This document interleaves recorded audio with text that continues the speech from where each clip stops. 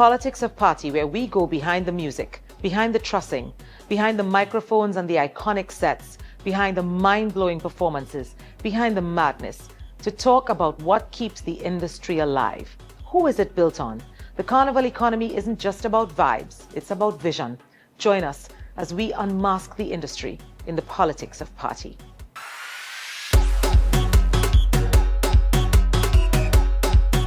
Welcome to the Politics of Party. I am Paige. This is a very special episode where we have Mr. Gamal, Skinny Fabulous Doyle, joining us today on the set of the Politics of Party. Don't forget you can catch full episodes on our YouTube channel at Politics of Party, Instagram for updates, and join the conversation on TikTok. Let's get right into it on the Politics of Party today at the Air Committee Pod in Port of Spain, Trinidad. Good afternoon, Mr. Doyle. Hello, Mr. Doyle. Yes, it's not often I get called Mr. Doyle. I had a suspicion that that was the case. All right, so Mr. Doyle is here today. Right. How are you? I am great. It's good to have you. Pleasure It's being here. a busy, busy season and a busy, busy time. Why did you choose this business? Most people would tell you the business chose them, actually. Sometimes you don't. I didn't start out my life thinking I would be an artist or a musician. What did you start off I thinking thought you I would would have be? been a police officer. Crazy enough. As a kid, I would put my belt around. You know, the uniform, you could mimic it with just a shirt. You put the belt above the shirt and whatever. It's like I used to run around my yard thinking I'm a policeman. And then after that, I wanted to be a pilot. And then somewhere in my secondary school life is where I discovered my love for music, or my love for singing other people's music at that time. Tell me a little bit about that. Well, I started just pretending to be some of these dancehall artists, particularly Bounty Killer. And every lunchtime we would actually have full concerts, and I would be Bounty Killer, and some other guy would be Beanie, and whoever would be Buju, and we would just clash. But I used to always win the clash. You used to win every time. And then you see, from understanding the craftsmanship of other people's lyrics, kind of made me wanted to do it myself. So I ended up starting to write things on my own, especially when I didn't understand what Bounty them was saying. I would fill in the gap with my own thing, and it just became a... So what kind of music was that? Dancehall? Dancehall, yeah. I started out in dancehall, for sure.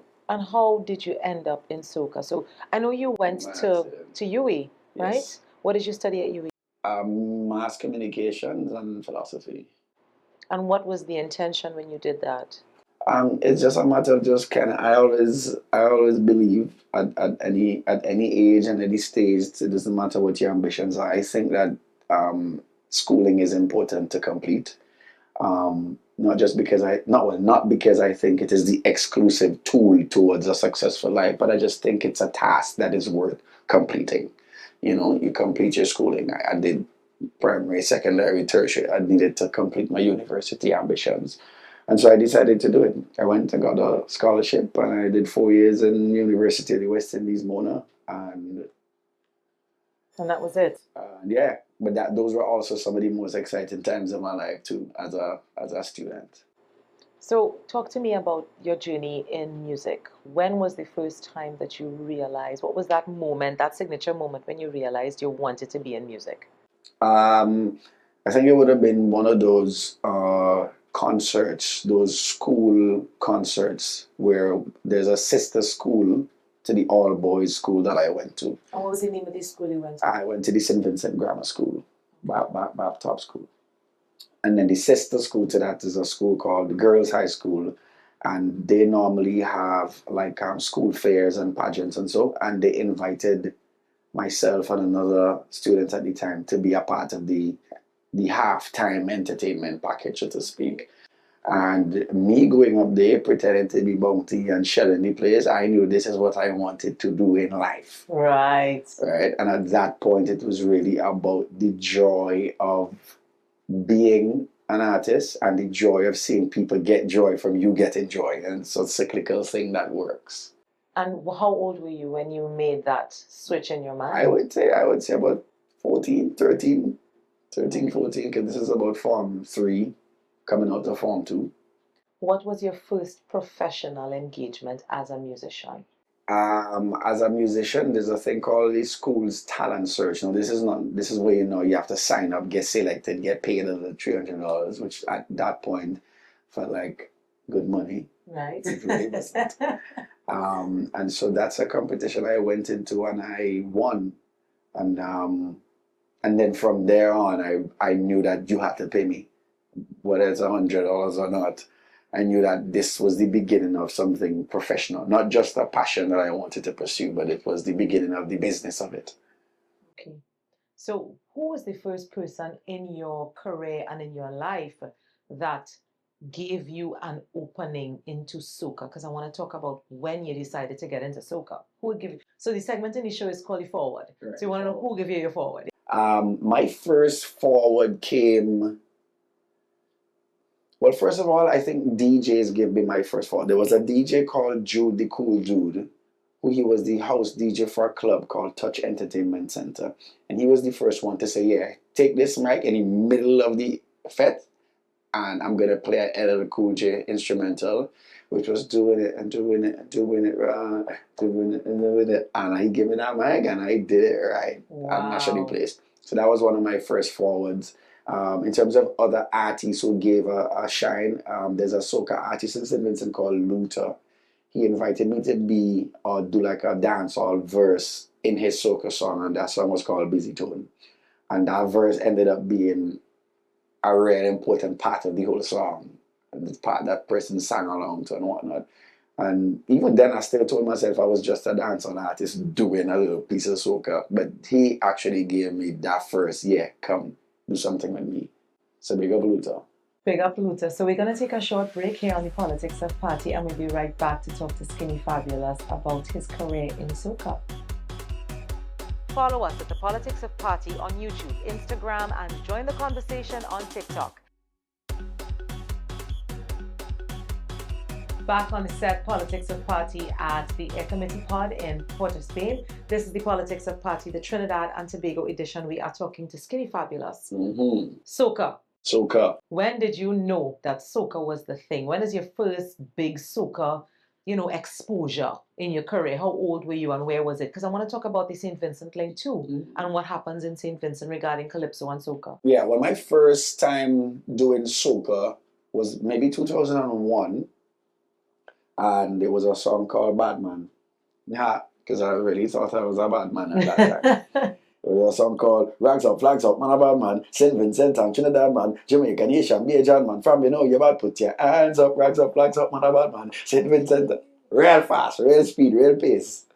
You understand? The soca that comes out of the smaller islands in between Trinidad and Jamaica is a lot faster than what we get. But you could always tell the soca artist that came from a dancehall route. So the Gallon came from it, Tarpey came from it, Mr. Killer comes from that. You can just always tell who comes from a dancehall background, right? And so you'd always find it being more lyrics based. And then you could always tell which artist came from calypso or from church, you know what I mean? Teddyson John Church. You could tell maybe Kes started more in just a broader sense of music as opposed to just not dancehall for sure. Right. Right? So you could just tell who started from where just from listening how their initial delivery of music came. Why didn't you choose to pursue a career as a dancehall artist? I did. And what happened to that? It didn't work. Reality is, you don't get to go into a type of music or genre that is so exclusive geographically to a territory, not be from that territory, and really expect to play a dominant role in it. So I was a visitor, and I appreciated the time that they accepted me as a visitor to dancehall. And even now, you would still hear dancehall delivery in how I do soca. And I think equally, when you look at it, there's no real hypocrisy in it, because if a dancehall artist comes and do soca, we see it as a novelty. It's oh, you did a soca song, but we don't really see you as a soca artist. It doesn't really matter. Buju can sing a soca song, and then we see him as a soca artist. We just say Buju sang a soca song. Full stop. He's not a soca artist now. It's the same thing. So I was a guy from St. Vincent doing dancehall, but it was never really taken as I am a dancehall artist. What is the environment of calypso and soca in St. Vincent? What's the environment like? Same as here. But I think we are our version of how we party is a lot different from you guys. And we have been able to maintain the revelry in partying. We have been able to maintain the raw, uncut, almost riotous energy of a party. And while other territories struggle with it becoming a runway and a fashion show and a line and a gallery, we don't gather and toast and cheers. When we gather, it's because we came to mash a place and go home bareback. That's how we still party in St. Vincent. And I think that is one of the probably the main difference between the two environments. But in music, I think there's a crossbreeding of music in any case. I know Vincy has a particular style of how we do soca, but obviously we borrow a little bit of jab, we borrow a little bit of booyah, we borrow some things from Trini, and equally people be borrowing the Vincy signatures. Yeah. It's a melting pot of musical instruments and styles at the end of the day. What is the carnival in St. Vincent doing? We see carnival in Trinidad. I mean, it's being taken all over the world, and you're an international soca artist. So we're going to talk about your international career in a bit. But how do you see the response globally to the St. Vincent Carnival? Is it growing? Is it staying stagnant? What's happening in that space? I would argue that if there are a few territories that will come to mind when you eventually feel like, okay, I'm gonna give Trinidad a rest. Mm-hmm. And one of those territories would be St. Vincent and the Grenadines for sure. And it doesn't just go for St. Vincent, it goes for a lot of the other islands. We are now exploring, what persons are now exploring, the idea that other carnivals actually have proper events and you have a very unedited sense of enjoyment in these other territories. Yeah. But to answer this question about St. Vincent, no, we won the hottest carnival. I would argue we had the best carnival in the world. You think it's St. Vincent? Yeah, for wow, sure. that is a riotous statement you just made there. It is. But if you ask a Trini who really just open-minded and come to St. Vincent, no. With the camera crew, everybody want to fight me. No, because you have to understand the angle of my statement is to say that we have a different offering. And so that offering might come across as a breath of fresh air to you. It is refreshing to see the way we still party and enjoy ourselves. That's what I mean. Yeah, no, and I mean, I do appreciate it because this conversation about the differences in the carnival spaces is an interesting one. It's important because Trinidad is known as the Mecca. And what we see now is a lot of the people who once only came here are not only going to other carnivals, but some of them are, as you've said, not choosing Trinidad. They're choosing carnival, they're just not choosing to come to Trinidad because they have other places where they can go. Yes. So that's something that's definitely on the table for us to discuss as we move forward. So what else is Skinny Fabulous? I think you're more than just your music. For what sure. else are you? I'm an only child. I am a person that enjoys the solitude of my TV remote and Netflix and Amazon Prime. Wow. I am a father. I am a person that believes in a good circle of friends. I am an entrepreneur. I am a restaurant owner. I am a co-band leader, band owner. I am the co-owner of several party franchises, not just in St. Vincent, but across the world. Yeah, I am a student of the world of life. Yeah. More than the music. Talk to me about the entrepreneurship side of music, because what you have is people in the music business getting great big paychecks in these moments, and some of them are not able to manage the entrepreneurial side. I think that that's something that's very important for us to discuss. What is your take on how you're choosing to build your legacy as a human being, as an and as an artist in this moment where you are, at the top of your game? Well, it's firstly to understand that, like everything else, or most things, there is a shelf life to what we do as musicians. In fact, I would even go as far as to say there is a shorter shelf life for this career path than most other, right? If you develop a career built around carpentry or construction, there are ways that you could always improve your techniques, your equipment, your staff, blah blah blah. That can guarantee that your career is passed on to the next generation. Yeah. With music, it is not like that, right? It's about your demand and your appeal within an era, and sometimes doesn't matter what you do.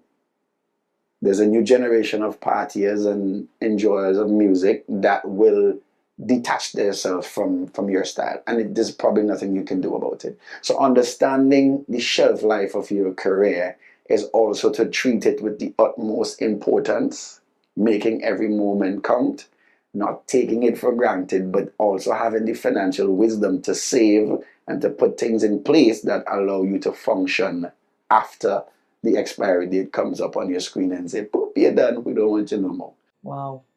Do you think that the general consensus in the music business today, because I'm sure that back in the day when we talked about, the older Calypsonians, they were not as financially savvy as what I see happening in this particular incarnation of the music industry. Do you think everybody pretty much gets it? I don't think everybody gets it. Because, sometimes music is a gamble, and that's why sometimes I understand the frustration of certain artists when they end up going on social media and say they're done, because it's a lot to be an artist. Not only do you have to present yourself and always be on game, but there's nothing free that we do. When we go to a studio, one, we might have to pay a writer, and the writer wants 2,500 US, and then the person mixing it wants 500 US, and the person doing the master wants the next 500 US, and the person who does the artwork that says Skinny Fabulous and the name of the track, he wants his payment. And the person who's going to do the motion graphics and the video, he wants a thing. And the person who's going to put it on YouTube for you, he wants to get paid. So by the time you spend 5,000 US on one track, and you put out your track, and I don't play your track, Yeah. you're reasonably and passionately upset or disappointed. You know what I mean? So it's a very harsh and hard reality to be able to invest in your career. And sometimes you do all the right things, all the check boxes, you produce it right, you spend on quality writing, you did all the right things, and it does not guarantee you a place as an artist that would be booked. So it's a frustrating position to be in at times. And not all artists would be able to capitalize on the opportunities in front of them, and sometimes the opportunities are there, they take advantage of them, and they still don't get to the place that they need to get. And that is a whole frustrating reality. And that sometimes could cause financial frustration, all kind of frustrations. So there's no really one set formula to go about it, but So it's just some luck and some good planning. One of the guests on the show earlier on said to us that in Trinidad for Carnival, and that's something else I want to talk about, the seasonality of our music industry and how much of an explosion of talent is required to compete because it's very competitive. He said that radio stations routinely get more than 2,500 songs every carnival season. for sure. One of them said is more. One said 2005. I'm going to go with that statistic. Do you think that it is a sustainable approach that we have taken to how we treat our music under those circumstances where you have Carnival in Trinidad, 2,500 songs, maybe 200 get airplay, the rest don't? Is that a sustainable model for the music? Because the music has to grow beyond us. And I'll go further. 2,500 released, 200 gets into good rotation, 10 gets into top rotation, Yeah. and maybe one gets to be exported as the song of the year, which is the road match. Right. Right? So it's such a brutal process of elimination. So at the end of the season, we are now, as soca artists, as the consumers of the music too, we are now in this very narrow sense of slimming down a season down to 1 or 2 songs. And that is a systematic thing now that we don't even realize that we have signed up to be about. So I honestly believe that it will get worse, and it stifles the ability for new artists to come out with their version or their brand and flair of soca, because now we are seeing that the only how you get to leave the season with a successful stripe on your shoulder is if you're gone for the road match. Yeah. So if you're not in that conversation, are you in any conversation at all? I mean, okay, so we have the next conversation about the competitions, where those competitions are meant to vault the artists up and give them a platform. But this year, for example, we have Heroes Rhythm. You can't say that Heroes Rhythm didn't win. We can't say that, you know, what else is out there that I trying to think of all these songs. There's so many songs that are winning this year. Well, yeah. And while the road march is the road march, we find that artists like yourselves, even though once in a blue moon you might not win road march, Right. you still are out there and working. But here's the thing, the number of persons and the number of artists that now get to enjoy the success of having a good season and they're being able to be exported, travel, be booked. I personally think that that number is actually getting smaller and smaller. It's not getting wider and wider. Why is that?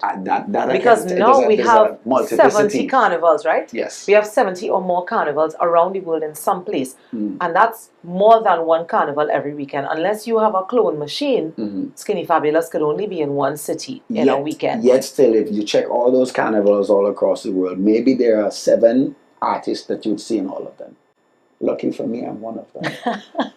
Right? But how do we fix that? Not because I enjoy the luxury of always being booked. It doesn't prevent me from seeing that there is a problem, that there are so many youths upcoming with good music don't get to enjoy the luxury of being booked in all of these carnivals. For the last decade, I've been enjoying it, but I could see that there's a problem. There's no real, the cycle of replenishing artists that then comes and fill that shoe, it's not turning over in a way that it should. It should be faster and smoother. Some people say that soca is aging and that the people who love soca are aging, and that might be something that contributes to that challenge that you have. True. Or the challenge that is in the industry. So what is the fix in your mind? Well, I don't think that soca is aging. I could never think that music can age. Well, I should say the audience that follows soca may be aging. That's something that has been said. I don't agree. Maybe I've never sat to think about it from that angle. But as long as there is a thing called carnival, the patrons of carnival, that cycle gets replaced, guaranteed. So when you stop going on the road, better believe the 18-year-olds can come replace you. So as long as that cycle exists, I don't think that soca can be aged, because they're not coming out there to dance to Vibes Cartel. They don't want to cross the stage to Beanie and Bounty and Valiant. They're still crossing the stage to soca music. And the festival is about the music. So I don't agree that it is aging out of existence. I really don't think that is the case. Well, opinion. What is the fix for this challenge where we're not seeing enough young artists come up and replenish and get those forwards globally, where they're making the kind of money that they need to make to sustain their craft? I wish I could tell you. And if anybody sits here and tell you what that fix is, just listen to them and it would have been fixed already. It's a brutal industry, and I'm pretty sure when you dive into every genre, they might have their own versions of this same conversation. Maybe we're thinking, where are the Tupacs and the Biggies and the Jay-Z's of the world? How come we only getting this type of disposable hip hop that don't stick? Right? They might be having that conversation. The dancehall genre might be having that conversation too. Where are all the classic 90s dancehall? Why haven't we seen another Grammy-winning dancehall artist? Why is the last Grammy? Why did that go to Beanie Man? How much decades ago? Why these other artists' music not sticking? I don't know what the answer to that is. But I also do know that social media creates quick stars that has shorter shelf lives too. The road to success has been made quicker by social media, but it also makes it more disposable and easy to, it's a scroll away. Your next hit song is one scroll. Soca in the Grammys. So kind of Grammys, yeah. Tell me, do you think we're heading there? You think we And we can. close? I mean, I know for sure that um there were maybe I think Choppy's album came up for Grammy nomination consideration. I put out an album 2 years ago called Bad that went up for consideration as well. The problem is, even though we do get into the Grammys, it's not going to be as soca. Actually, the category I was up for consideration for was it world music? World music, yeah. That is what they called our genre in World music. so But a win is a win is a win. Doesn't really matter. correct. But what is the pathway in your mind as a musician who has an ambition to, every musician wants to take over the world. Everybody wants to be the best thing that there ever was. Everybody wants to be the legend. You're looking to leave a legacy. What do you think the pathway is to get soca music included as its own category, like reggae and dancehall are included in the Grammys and the other music awards? Right. Well, What is the pathway? reggae, not dancehall. Reggae, yes. They're still fighting to get their voice heard as a separate genre Yes. from reggae. When you really look at it, right, it's an industry. There's a commercial value to how we tabulate what is good and what is worthy of award. And the problem that we have in soca is that the metrics will show you that we probably don't move enough units to shake the needle enough to get the attention of all these entities that monitor it. So when you look at reggae, every week on iTunes, Bob Marley is number one. You know why? Because the units will show that people in Zimbabwe, Switzerland, Greenland, Iceland, wherever they are, they keep listening to the music at a level that you can't ignore it. Yeah. The consumption of the music is measurable, not just in a carnival or in a festival. With soca music, you measure my success by how many fests you saw me mash up this season. How many times you went in your car and you heard me on the radio, way but Skinny having a good season. Mm-hmm. But they don't value it like that. They still have to watch their songs They still have to watch how much units did this man sell. How many millions did he stream on Spotify? What is iTunes saying? Did he sell? Does our music sell? And does it sell enough for people to recognize that we can't ignore this? This is a force to be reckoned with. I'm not sure. I don't have those numbers, but I think it's a problem. And I think that you're right, because you're actually the second person who's come on the show and said almost exactly the same thing. So how do we strategically get soca music to become that thing that they can't ignore? Is it the sound that is not palatable?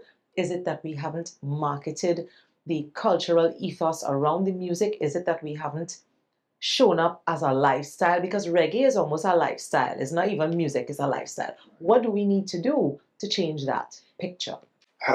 There's no easy answer to that too, but the hope, really, my hope is that persons do not depend. It's almost as if we as a culture and as a people, we depend on the artists to make it happen.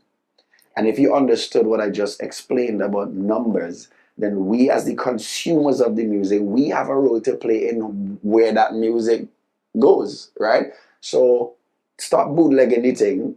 Don't be afraid you to spend your 99 cents to listen Ariana Grande and Taylor Swift, whoever it is be listening to, right? Spend your 99 cents and listen to your soca music when you're cleaning, when you're driving. Be proud of your culture to the point where you put your buck behind your own culture. And that's the only way I think we could all play a role instead of just sitting there and wonder why Skinny reached the Grammy yet. I trying, bro. It's not because I ain't trying. How are you helping me is the question now. How are you helping the Marshalls, the Bungies, the Kesses of the soca industry? How are you helping them to get to SNL, to Times Square in a big concert? How are you helping them?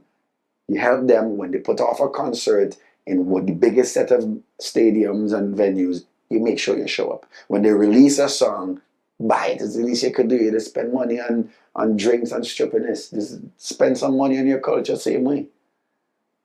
But that has to be a holistic thing. Everybody has to have that mentality for it to really work. And we have to actually set about to get that mentality to be cemented. So that's a great place for us to move into a sort of the final questions for today.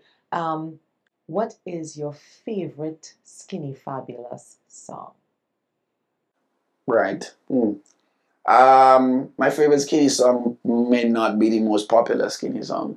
Tell me which one. I like a song called Watch Thing. Do you know that is my favorite? Watch Thing, make me jump and sing. Watch Thing. Listen, that is my favorite song from you. I take it back. Oh my God! I was just thinking. I wonder if it's this. That's my favorite Skinny Fabulous song. I love it. Yeah, that's one of my favorite songs because it allowed for the lyrics to be there, but it allowed for melody. It allowed for everything. I didn't have to sell. I didn't have to be untrue to any part of who I am.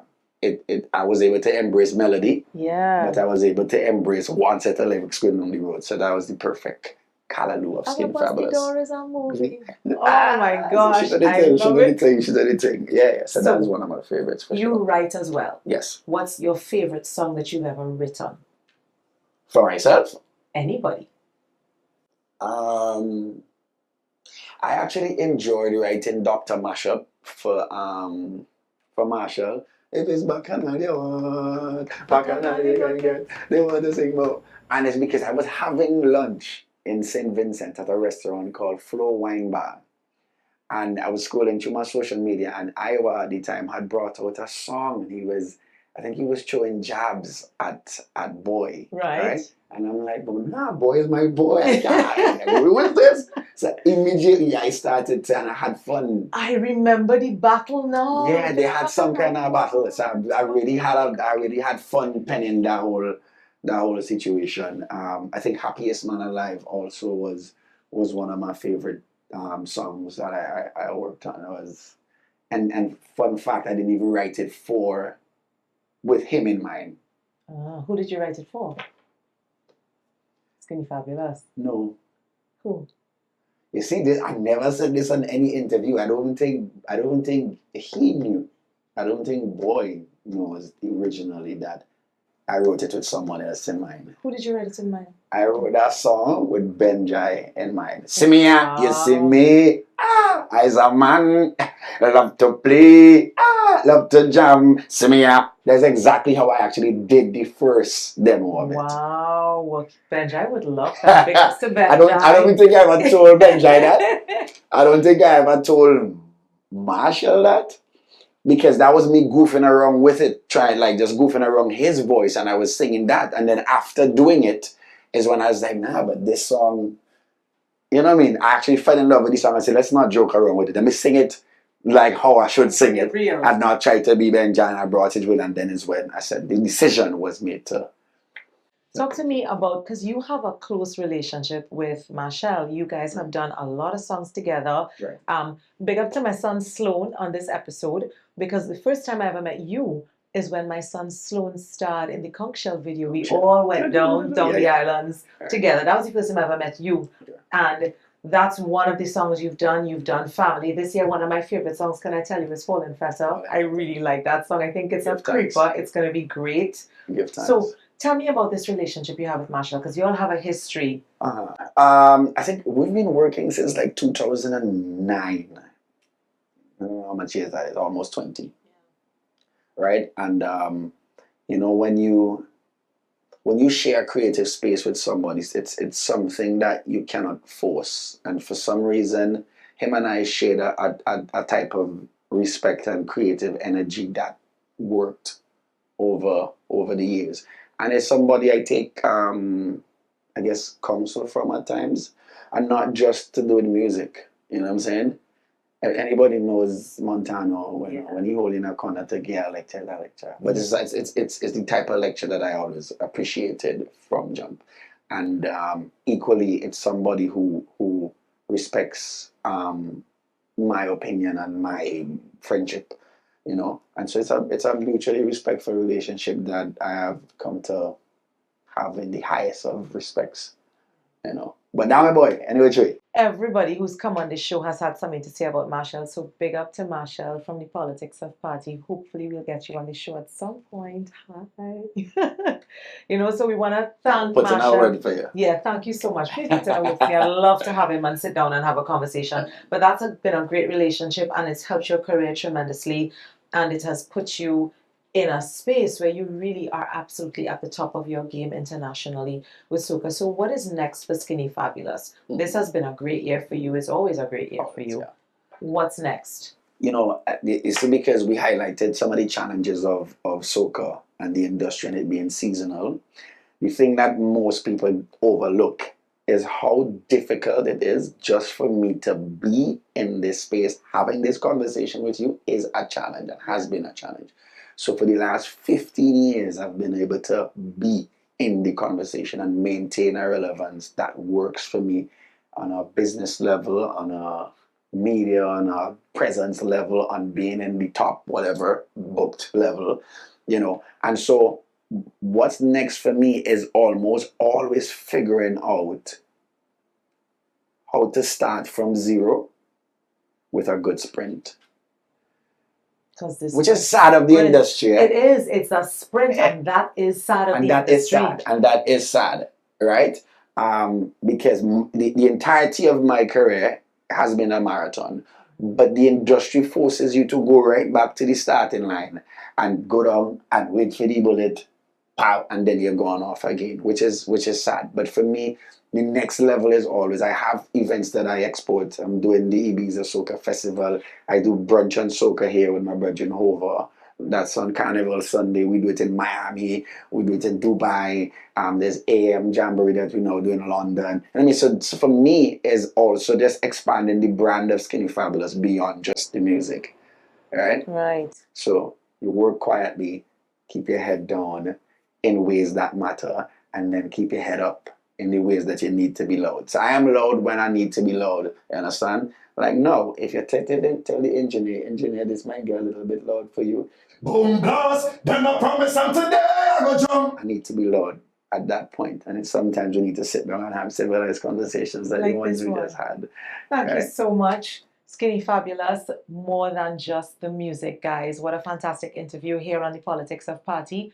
Don't forget, full episodes available on our YouTube channel at the Politics of Party, Instagram for updates, and join the conversation on TikTok. Thank you so much, Mr. Gamal Doyle. Skinny Fabulous. Yes. Keep doing it. Keep doing it. Keep doing it. Thank you so much for being on the show. As part of the bloopers, I thought that somewhere in there you were going to chuck in an actual political thing. That was my only question to management. Is like, tell me this is not actual politics, please. No. So I was very relieved to know that I thought it was going to be any talking about Rowley and Peter. No, we can't do that on the show. But I'll tell you what though, the Politics of Party is meant to very specifically address the politics in the industry. Yeah. And you did in fact speak to the politics in the industry, the politics in the carnival, the politics in the global space when it comes to music. Yes. So I really love that. So that is now how we're going to wrap. We're not done yet, so we're going to include all of this on the tape. This has been the Politics of Party. Thank you so much for joining us. Until next time, stay safe and stay true to the party.